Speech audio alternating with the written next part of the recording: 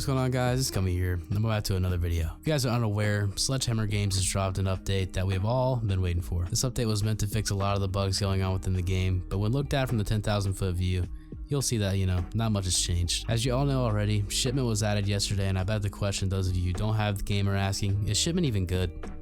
And to be honest, it's really nothing special. It's not really the shipment we're all familiar with, even down to the jarring look of it. But if you don't have the game, don't take my word for it. Go ahead and hop on this double XP free weekend and try it out for yourself. This is kind of important for you to decide if you want to buy this game or not. The common trend in Call of Duty these past few years is that the developers tend to disregard the bigger problems in the game and cater to the lesser known, less complained about issues. The only thing they did right, and that's with air quotes, is fix the shotguns. But if you load into a game of shipment, you will quickly notice that they're still dominating pretty much every single lobby in existence right now. At the very least, along with a shotgun nerf, they also tuned gung-ho down, allowing us to not get completely bodied, like we used to be. Some of these changes are way less important than the real issues we have with the game. They even fixed the camo glitch before adding some of the most needed fixes in multiplayer and zombies. And the funny thing about it is, I still see kids running around with atomic camo almost every single game I'm in. Putting less focus on the multiplayer side of the game, let's move on to zombies, where the real complaints should be focused on. If you're a person who buys Call of Duty specifically for zombies, which I get it, it's not a very saturated part of the market for Activision, but that's not give them the right to put out something this garbage. Zombies fans have made their voices heard the past 2 weeks, absolutely hammering all of the issues into the ground, and what do? Corrected the MVP highlight unlock text that displays when reaching level 5 with Solange. Wow, crazy.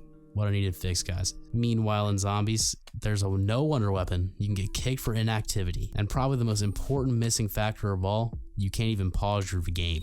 Imagine playing zombies for 3 hours, right? You're grinding, you're going crazy. You're on round 37, you just got the wonder weapon. Psych, no you fucking didn't. You're using the shitty ass shotgun that you put on your loadout before the game, and you just have to take a mean fucking shit. So you get up, you go take a shit, and you come back, and what do you know? You're fucking kicked from the game. You're kicked from the game because you couldn't fucking pause it, and you had to take a shit. This really doesn't sit right with me.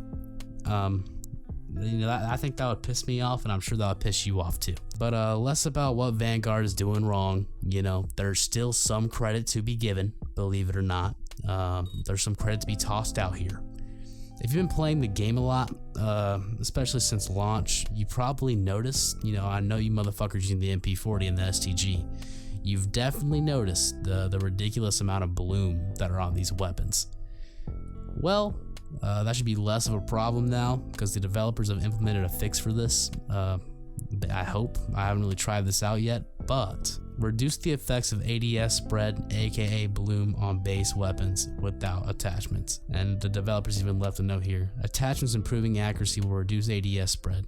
Attachments with accuracy penalties will increase the effects of ADS spread. This is awesome. This is finally an example of them actually hearing and listening to our criticism, which is something you really want to see from Activision, considering that's not really a common trend that they've been known to do these past few years. On top of all of this, they fixed some of the bugged weapon challenges on some of the weapons, but I was watching Jeb's video earlier, and it seems like they kind of missed a few because he still can't get all of his shit diamond, and this is a problem. The double XP free weekend is also pretty awesome for those of us trying to level up our weapons and try to get those camos. You guys can get those camos, but getting those camos is not really for me. Anyways, this update isn't really a step in the right direction, but it isn't really a step backwards either. It's an update that you really can't help but saying okay to and moving on. They could definitely do better, but they could also do pretty worse. Anyways, guys, that's about it for this video. If you enjoyed it, please drop a like, and if you like watching my videos, hit subscribe. I try to upload every day, so there's plenty more where this came from.